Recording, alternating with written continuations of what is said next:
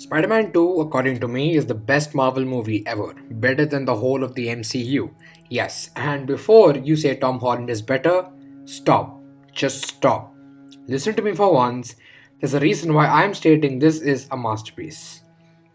We see the paintings of the talented Alex Ross recapping the first film, and we're introduced to Peter and his moral dilemma. His struggle between balancing his normal life and superhero life, which is something we can relate to. Not the superhero part, but yeah.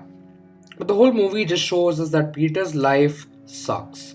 He's late on delivering pizza because he had to be Spider Man. Harry despises Peter because of Spider Man. Peter can't watch MJ's play because of Spider Man. He's broke because he's getting fired from jobs because of, say it with me, Spider Man. This somewhat reminds me of Joker, where both of our protagonists are always going through bad times. Only difference is Joker tells us what not to do and Spider-Man 2 shows us what we should. Now Sam Raimi, the director, works with the cinematographer Bill Pope on this movie, and I gotta say, he did a great job. With the hard shadows, he always keeps his focus on the actors' faces, which allows them to emote and put their talent in the spotlight. New York City feels like a character with the enormous buildings and average city folk, bringing the setting to life, and it's masterfully done. But Peter Parker's moral dilemma is that being Spider Man is actively ruining the life of Peter Parker, which poses the question of why. Why would Peter want to be Spider Man? The answer is simply he wouldn't. But the reason he does it is because he knows it's the right thing to do, and that's tragic. Now, Spider Man stories are dramas, and this film is filled with a lot of character drama, and it revolves around Peter, MJ, Harry, and Doc Ock.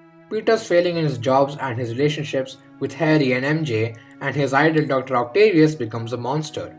The story is simple, yet this allows for complex storytelling and complex characters. And this story revolves around the conflicts between these characters.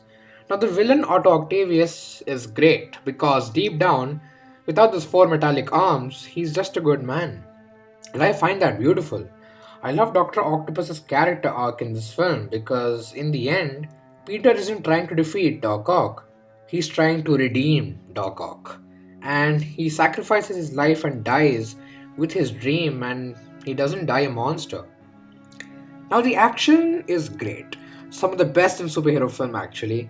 The fight between hero and villain on the side of a building where the acrobatic Spidey jumps and punches Doc Ock, whose arms come from all directions.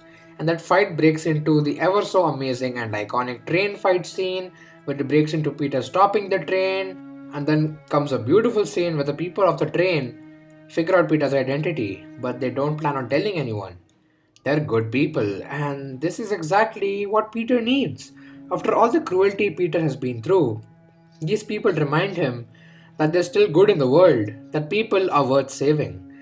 And that's beautiful, honestly. Now, Peter is sick of being Spider Man because becoming Spider Man is taking a toll on Peter's life, which is why he loses his powers and eventually gives up on being Spider Man. And we get a taste of that good life in a very comedic raindrops keep falling on my head scene.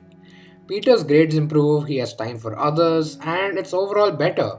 But Peter feels guilty for not being able to help the people in need, which is why he chooses to go back to becoming Spider Man. He chooses to do the right thing. He chooses who he wants to be, which is why he's a hero because of sacrifice. He's ready to sacrifice his personal life for the good of mankind. Now I get it, the CGI sometimes looks dated, it's cheesy, but those are intentional and aren't great criticisms. Whenever Spidey swings, it's grand and gives me goosebumps every goddamn time, along with Danny Elfman's amazing score. And the reason the swing in Far From Home felt lacking is because it did not feel earned. Also, technically, in the Raimi films, the camera swings with Spidey, whereas in Far From Home, the camera is moving away from Spidey. I love that the final battle has some fighting in it, sure, but the villain isn't defeated by punching. Peter redeems him using his beliefs, and that's what separates it from most superhero films these days. Peter still manages to get back up, put on the mask, and be the hero New York City needs, and be the man his uncle wished for him to be. Peter still manages to get back up and be Spider-Man. This film is a passion project of the legendary Sam Raimi, and it's his vision at play here, and I appreciate that. In the end, Mary Jane decides that she wants to be with Peter in this golden hour, beautiful yellow light look. And in this case, the guy doesn't get the girl gets the guy. Peter, for once, gets the happy ending he deserves, and I love that. So, yeah, this is why I think Spider Man 2 is the best Marvel movie ever. Thank you so much for watching.